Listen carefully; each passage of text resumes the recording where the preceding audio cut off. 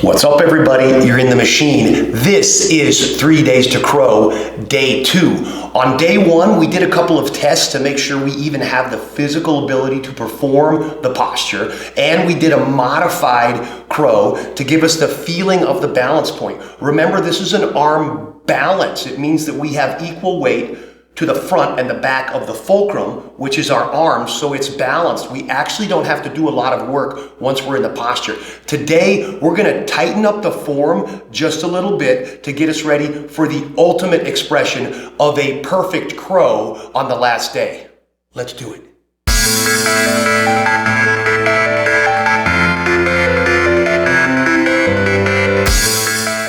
Folks, let's get to crowing. Remember, on the first day, we talked about the compression and the arm strength. If you're still working on that stuff, keep working it. Something to keep in mind is that for that modified chaturanga, you don't actually have to do presses and pumps. You can just hold yourself in place and try to gain strength by holding it longer. So maybe right now you're holding it for 15 seconds and eventually you do 20 and 30. And once you get up to 45 seconds or a minute, you should have enough strength in those triceps. Also, the compression, the ball, is not just are you flexible enough in the hip, but can you squeeze your core down? That's really important to give us additional stability, so not everything relies on the weight of the knees on the triceps eventually. So let's work on the second phase. It's still not perfect body mechanics, but it's working us up to what will eventually be perfect. So remember, we started out really low and wide with the points of the elbows in this little crease.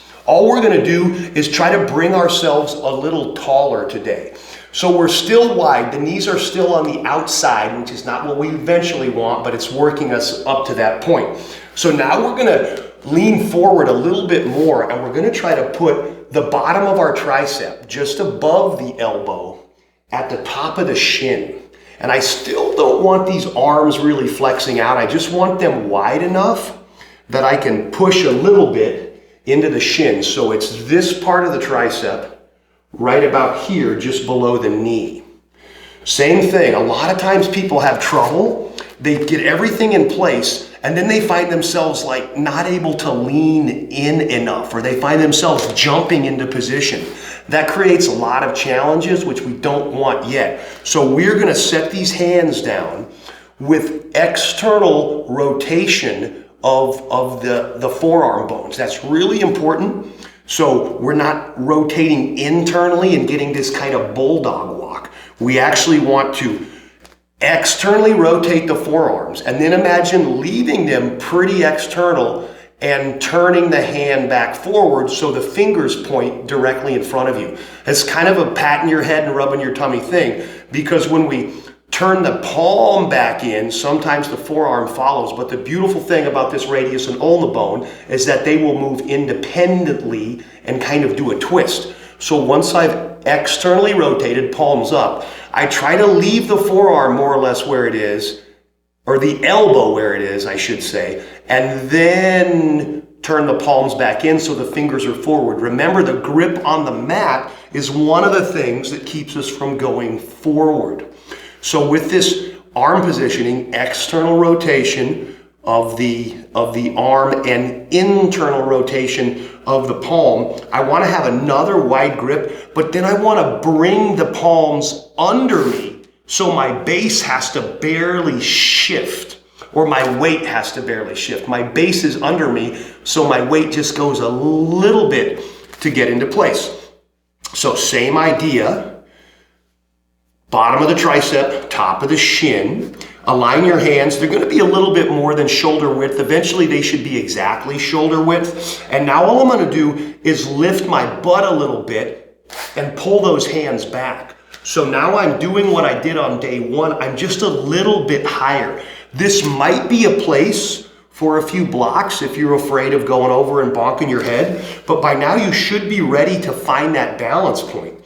So now I bring the hips up so the hands come under me. I actually pull them back and then I shift.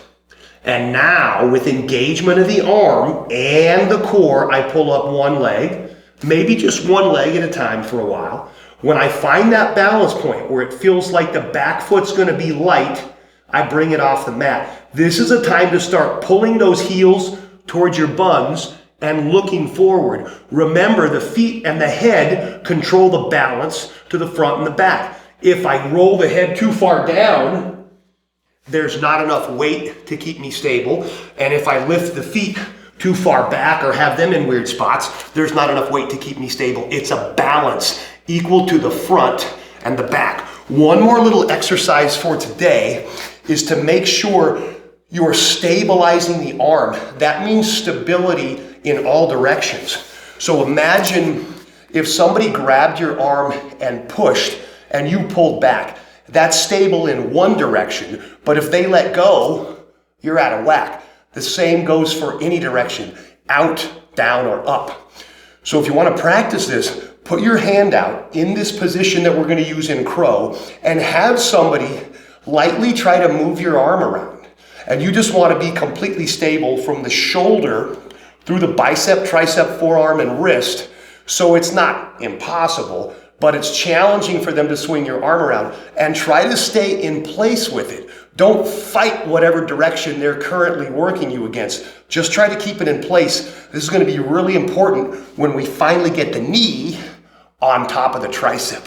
So one more time. Nice and wide again, squatting down, top of the elbow, or bottom of the tricep, I should say, top of the shin. Nice and wide, don't bulldog it. Try to keep your elbows pretty much above your wrists. And then lift your hips to bring that base under you. Now it's going to be easy just to shift some weight. So grip the mat, lean forward, 1 foot at a time. It's going to start getting a little bit rough on your wrists if you haven't done a lot of this. But your wrists will get used to it, I guarantee.